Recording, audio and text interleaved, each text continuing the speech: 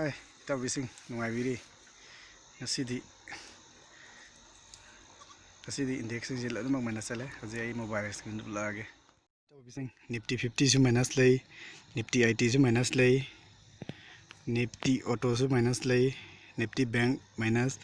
Nifty Energy minus, Nifty Metal minus, Nifty Infra minus.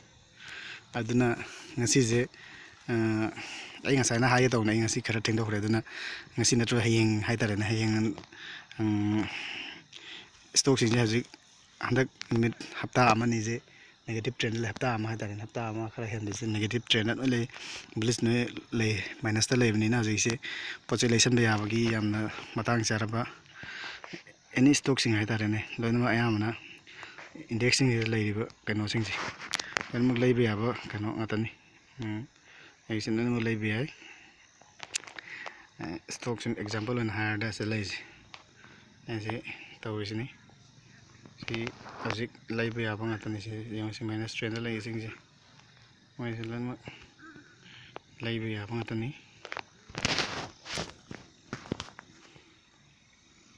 yang ayam negative trend ladies si hayang chit phom nang thai tare ni laining ga di loin ma hajik lesson be abagi hajik tanja je yamna phaba tanja amne laibe gi hajik yamna kayani पोसे लेसला लेरम तारगा जो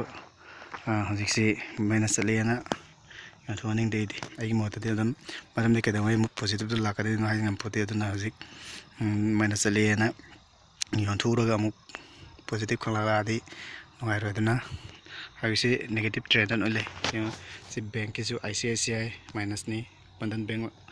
दे Idea minus Airtel minus HDFC का Yes bank का दी positive ले Axis bank SBI PNB Baroda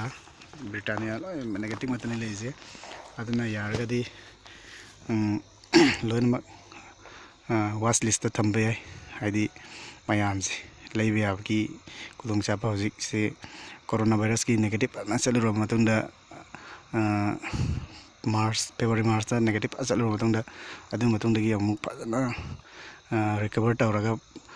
life time high दे लेरुरबनी अदुना lifetime high stocking lifetime high दे लेरुर मतुंग हजिसे करेक्शन खर लाई मतम जिदा मयाम लेनिंगगदी लोनमक अफाब स्टॉकिंग खलगा लोनमक बेस्ट तौनबगी दमता फर्स्ट लिस्ट थंबे याय अदुना मयाम तांग सिदा ngasi gi budi loisalage